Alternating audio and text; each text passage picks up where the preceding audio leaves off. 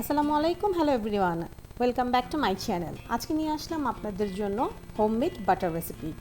রমজান সামনে আসছে আর বাটারটা কিন্তু রমজানে খুবই প্রয়োজন হয়, বিশেষ করে আমার তো প্রয়োজন হয় একটু বাটার নান তৈরি করতে, তারপর চিকেন একটু ড্রাই করে তান্দুরি করলে সেটার ওপর একটু বাটার দিতে।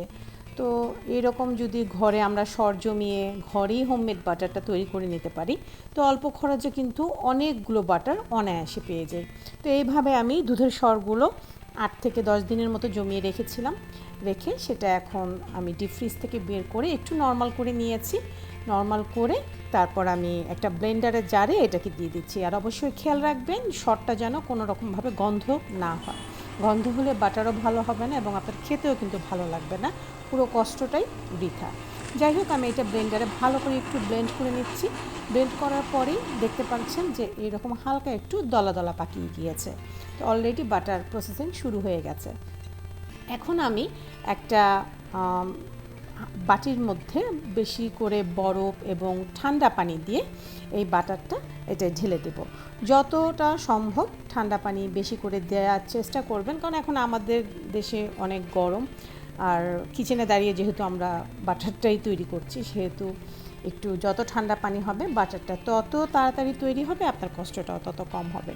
তো আমার মনে হচ্ছে বোলটা ছোট হয়ে গেছে, তো আমি একটা বড় বোলে এটাকে ট্রান্সফার করে নিচ্ছি। এখন এটাকে আমি ভালো করে হাত দিয়ে এক কথায় কচলে নিব, ভালো করে কচলাতে থাকবো। যত ভালো করে আমি হাত দিয়ে এটা কচলাবো ততই সুন্দর স্মুথ সফট একটা বাটার তৈরি হবে। একটা মসৃণ বাটার তৈরি করার জন্য অবশ্যই আপনাকে এটা ভালো করে হাত দিয়ে কচলে নিতে হবে। তো এইভাবে আমরা ভালো করে হাত দিয়ে বাটারটাকে কচলে নিচ্ছি। দেখতেই পাচ্ছেন পানিটা পুরো সাদা হয়ে গেছে, যে দুধের পানিটা সেটা আস্তে আস্তে বের হয়ে আসছে। তো এইরকম ভালো করে কচলে নেবেন। আমি দেখিয়ে দিলাম, এই যে দেখেন ঠান্ডা পানিতে দেওয়ার সাথে সাথেই কিন্তু এগুলো মোটামুটি দলা পেকে যাচ্ছে। তো এখন আমি ভালো করে এগুলোকে হাত দিয়ে যথাসম্ভব আইসটাকে হাতের সাথে নিয়ে নিয়ে কচলে নিচ্ছি। তাতে হবে কি, আইসটা সাথে নিয়ে নিয়ে কচলালে আরও তাড়াতাড়ি করে এটা জমাট বেঁধে যাবে। যতক্ষণ না আইস কিউবগুলো গলে যাচ্ছে ততক্ষণ পর্যন্ত চেষ্টা করবেন এই বাটারটাকে কচলানোর জন্য, শর্টটাকে কচলানোর জন্য। তাহলে হবে কি, পুরো ঠান্ডা পানিটা সে অ্যাবজর্ব করে নেবে এবং এই যে আইসগুলো এখনও আছে, তাই আমি দেখালাম যে এইভাবে আইসগুলোকে সাথে নিয়ে নিয়ে আমি কচলাচ্ছি যেন তাড়াতাড়ি বাটারগুলো জমতে সাহায্য করে। তো আমার মোটামুটি আইসগুলো গলে গেছে আর পানিও একটু ঠান্ডাটার থেকে গরম হয়ে আসছে। তো আমি চিন্তা করলাম এই পর্যায়ে আমি পানিটাকে চেঞ্জ করে নিচ্ছি। তো পানিটা ফেলে দিয়ে আমি আবার ঠান্ডা পানি নিয়েছি, এটা কিন্তু দ্বিতীয়বার নিয়েছি পানি।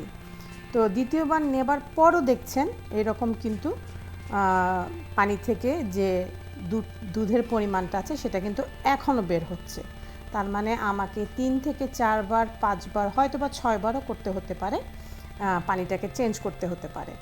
তো এই সেকেন্ড টাইম আমি করে নিচ্ছি, ওই আগের প্রসেসিংই করে নিচ্ছি। এখন আরও বের হচ্ছে।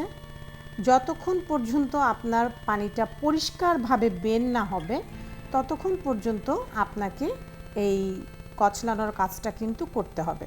এখন আগের থেকে একটু সফট হয়ে আসছে। এখন আমি আবার একটু কচলে এই পানিটাকেও ফেলে দিব।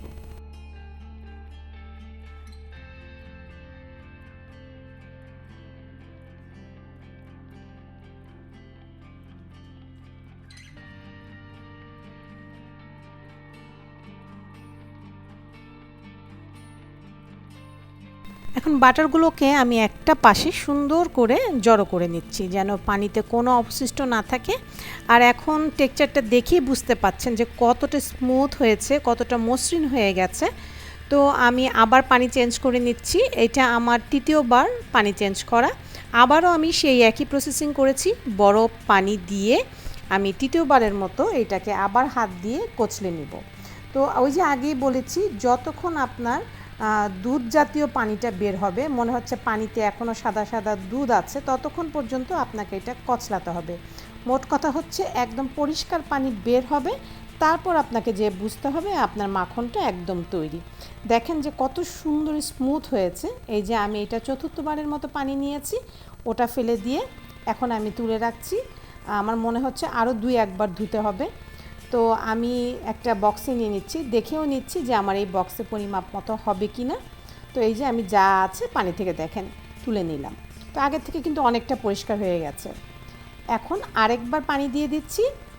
যত ধুয়ে নিচ্ছি ততই সফট হচ্ছে ব্যাটারটা, আর ততই সুন্দর মসৃণ হচ্ছে, কালারটাও সুন্দর আসছে, কিন্তু একদম দোকানের কালার এসেছে, একদম সুন্দর একটা স্মুথ কালার এসেছে।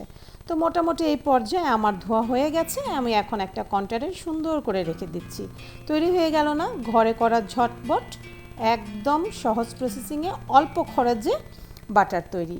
রমজানে বাটারটা কিন্তু অনেক লাগবে, আর যদি নাই লাগে আপনি এটা দিয়ে ঘি তৈরি করে নেবেন। ঘি তৈরি করার রেসিপিটা তো আমার চ্যানেলে অলরেডি দেওয়াই আছে। তো আমি এইভাবে সুন্দর করে সেট করে একটু ড্যাপ করে আমি এটা নর্মাল ফ্রিজারে রেখে দিব।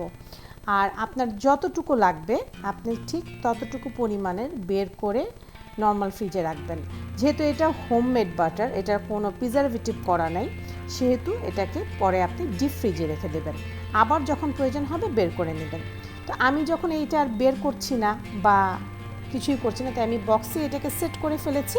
এখান থেকে এইটুক পরিমাণ কেটে আমি আলাদা একটা কন্টেনারে নামিয়ে রাখছি নর্মাল ফ্রিজারে, যে এইটুকু আমার লাগবে, নাহলে তো বাটারটা পুরো নষ্ট হয়ে যাবে। আমি আরেকটা ছোট কন্টেনারে ট্রান্সফার করে নিচ্ছি, এখানে অল্প পরিমাণে নামিয়ে রেখে দিচ্ছি, আর বাকিটা আমি ডিপ ফ্রিজে রেখে দেবো। আশা করছি আমার রেসিপিটি ভালো লেগেছে। ভালো লাগলে পরবর্তী রেসিপি পর্যন্ত আমার সাথেই থাকবেন, সাবস্ক্রাইব করে রাখবেন চ্যানেলটাকে। আল্লাহ হাফেজ।